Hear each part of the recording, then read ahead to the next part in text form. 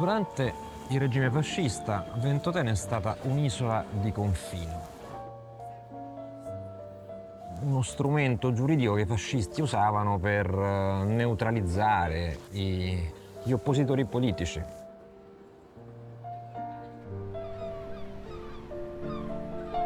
Decine e decine, a un certo punto centinaia di oppositori politici.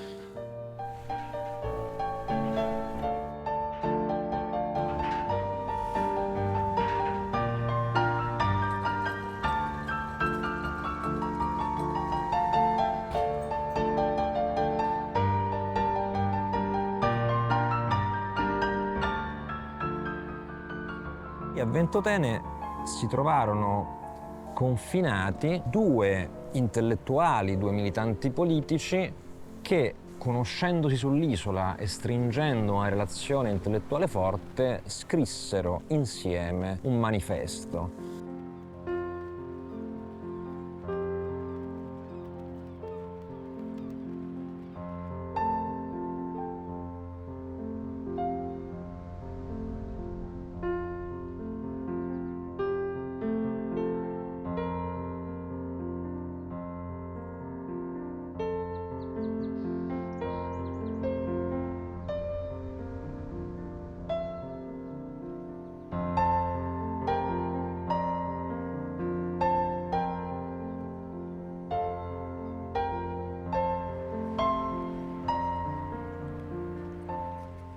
E il 41, cioè l'anno in cui, l'estate in cui scrivono questo piccolo pamphlet, questo manifesto, questo progetto di manifesto, è l'anno del trionfo europeo dell'esercito nazista. Cioè Hitler ha invaso l'Europa, Hitler sta conquistando tutto il continente, tant'è che sta anche, diciamo, dirigendosi ad est a un certo punto, perché l'Occidente lo ha conquistato nel giro di pochi mesi.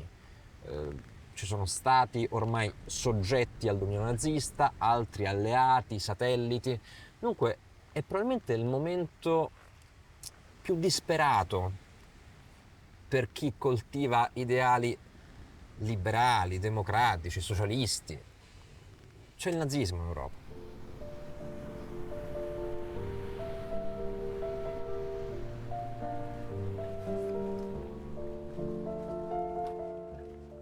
È un progetto di manifesto per una Europa libera e unita, e gli autori sono Altiero Spinelli ed Ernesto Rossi.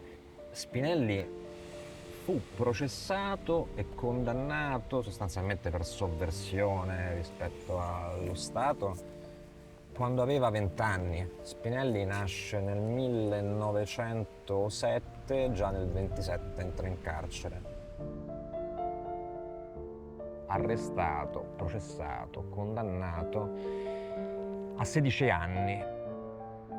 Qui incontra Ernesto Rossi, viene arrestato, confinato a Ventotene. Spinelli è un isolato e Rossi, un uomo senza partito, un uomo libero, cominciano a ragionare insieme di che posizione politica assumere in vista della ricostruzione dell'Europa.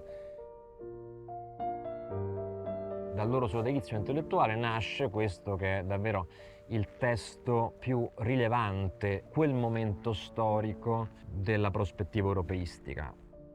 Se noi pensiamo al 41, a due confinati che scrivono un manifesto guardando al futuro, possiamo pensare subito a una prospettiva di utopia, qualcosa che non si realizzerà, qualcosa... Poi utopia è una parola che ha una sua ambiguità, no? Può essere utilizzata o per identificare un ideale da raggiungere, quindi in un'accezione positiva, come appunto un valore, una meta politica che deve ispirare l'azione, oppure può essere utilizzata anche in senso dispregiativo, come qualcosa che non potrà mai accadere, sei un utopista, per squalificare. C'è Luigi Ferraioli che dice che utopia è la parola che viene utilizzata per designare ogni cosa, ogni obiettivo, ogni conquista politica prima che si realizzi, cioè i realisti squalificano così cose che poi accadono.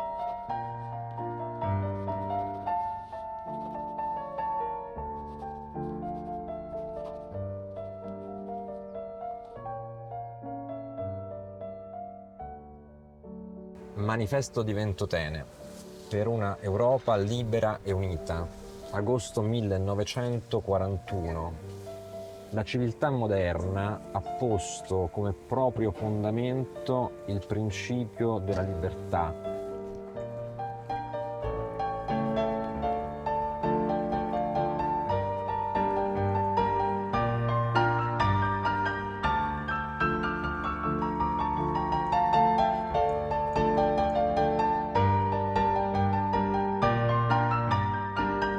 Tutta l'opera di Luigi Ferrajoli degli ultimi 20 anni mette a fuoco il tema del costituzionalismo oltre lo Stato. Argomentata in relazione ai limiti che ha in questo momento la vita democratica nei singoli stati, che sono limiti correlati al tempo e allo spazio, cioè la democrazia nazionale, statale, è sempre, diciamo, impotente di fronte ai grandi problemi globali, perché nessuno Stato, nemmeno lo Stato più potente al mondo, può effettivamente incidere, ad esempio, sulla questione climatica. Sia per la pace, sia per la salvaguardia dell'ambiente, per una prospettiva di costituzionalismo dei beni fondamentali, non soltanto dei diritti, la dimensione sopranazionale è essenziale. Ferrajoli ha pensato a come potrebbe essere organizzata una federazione della Terra. Quindi, non so, un Parlamento mondiale non è questo che serve, un governo mondiale non è questo che serve, sono istituzioni di garanzia. Innanzitutto, le istituzioni di garanzia che progetta Ferrajoli non esistono ancora. Ad esempio, noi abbiamo una Organizzazione Mondiale del Commercio, abbiamo un Fondo Monetario Internazionale, però non abbiamo istituzioni internazionali la cui finalità è quella di assicurare la tutela dei beni ambientali. Quando si tratta di beni che hanno a che fare con la sopravvivenza dell'umanità, a partire dall'acqua potabile, il clima, l'aria, i grandi ghiacciai, le foreste, soltanto un demanio planetario può effettivamente assicurarne la tutela. La domanda effettivamente riporta a un parallelo tra il progetto di Ferrajoli e l'idea dell'Unione Europea nata a Ventotene, perché anche gli autori del progetto di un'Europa libera e unita si ponevano il problema: come arrivare a questa meta? Indubbiamente gli ostacoli sono moltissimi, però questo tipo di lavoro politico e culturale è ciò che può rendere realizzabile una trasformazione della mentalità e una formazione della coscienza che porti a comprendere che soltanto nel diritto possiamo trovare una soluzione alla crisi attuale che mette effettivamente a repentaglio il futuro dell'umanità. E in fondo, se pensiamo alla storia dell'utopia e al modo in cui nasce questa parola, nasce attraverso un racconto filosofico che ha ad oggetto un'isola.